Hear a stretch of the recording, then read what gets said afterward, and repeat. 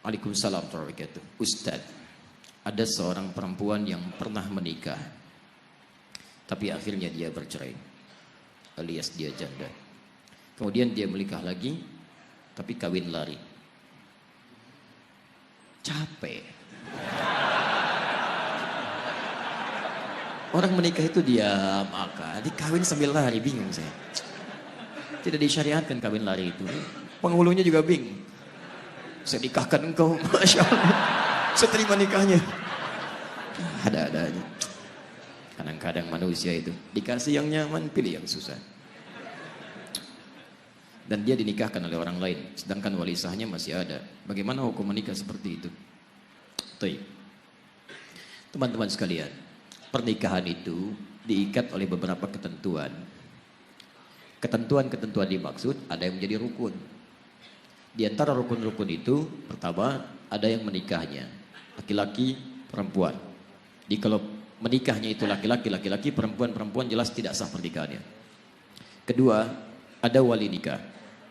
Wali nikah itu bagi yang masih gadis itu mutlak bagian terdekat dari dirinya.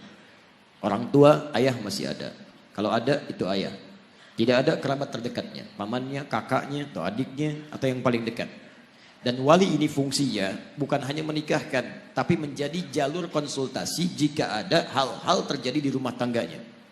Karena itu wali akan memberikan perlindungan pada perempuan supaya berfikirnya matang. Quran surah kedua ayat 221, paling kanan sebelah atas. Wala tunkihul musyrikin, wala tunkihul musyrikati hatta yu'minna. Jangan kamu laki-laki menikah dengan perempuan musyrik sampai mereka beriman. Wala amatun mu'minatun khairum min musyrikati walau a'jabatkum.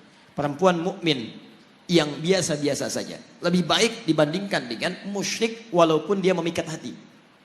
Wala tunkihul musyrikina hatta yu'minu. Lihat kalimatnya. Kalau menuju pada laki-laki kata Quran jangan menikah, tapi untuk perempuan jangan nikahkan anak perempuanmu. Wala tunkihul musyrikin, jangan nikahkan anak perempuanmu kepada pria musyrik. Jadi yang dituju itu walinya. Ayat ini tegas kata para ulama menunjukkan bahwa jika ada perempuan, gadis, ya ini gadis belum masuk ke janda, gadis khususnya akan menikah, maka tidak sah pernikahannya sebelum kemudian dia diputuskan oleh walinya. Putuskan itu maksudnya bukan memutuskan pernikahan dan sebagainya, membimbing pernikahan dia menjadi wali darinya. Jadi tidak boleh dia menikahkan dirinya sendiri. Supaya dijaga kehormatannya, dijaga dia, dan apa fungsi terbaiknya? Quran surah keempat ayat 35, paling kiri di pertengahan. Wa in khiftum shiqaqa bainihima fab'athu hakaman min ahlihi wa hakaman min ahliha. Kalau di rumah tangga terjadi cekcok luar biasa yang menjadikan tidak bisa diselesaikan oleh kedua suami istri itu, maka konsultasilah kepada wali, hakim yang paling bijak. Siapa yang paling bijak? Yang paling bijak, yang paling bagus adalah yang Anda tunduk jadi wali yang menikahkan Anda. Karena itu yang paling dekat dengan Anda, yang paling mengerti Anda. Makanya ketika seseorang menikahkan, itu hati-hati. Bukan cuma mengatakan, saya nikahkan kau begini-begini. Tapi ketika punya persoalan, dia harus jadi bagian dari itu untuk konsultasi dan sebagainya. Makanya saya ingatkan pada perempuan-perempuan, jangan anggap enteng wali. Yang penting nikah, tidak. Wow. Walinya siapa? Pengennya sih wali songo. Oh, wali bagus. Tidak bisa. Ada wali bagian kerabat Anda. Jadi jangan anggap enteng, Anda sudah kawin lari, capek, gak ada wali dan sebagainya gitu kan. Repot. Ini bagian pertama. Kemudian ada mahar. Kemudian saksi, minimal 2 orang saksi di tempat yang sama. Kalau ini terjadi maka sah pernikahannya.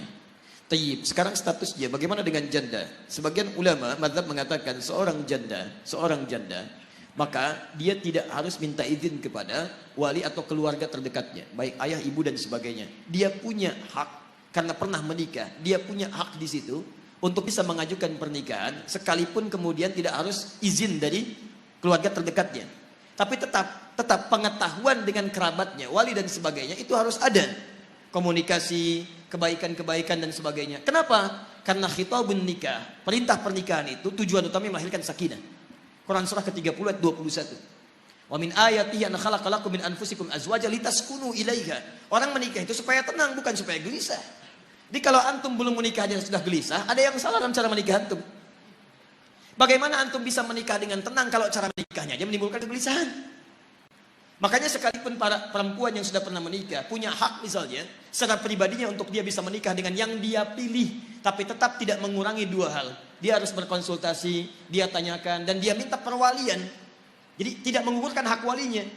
Cuman dia punya hak untuk menikah, mengajukan pernikahan, tapi tetap tidak menggugurkan hak walinya. Dia harus dinikahkan oleh orang lain.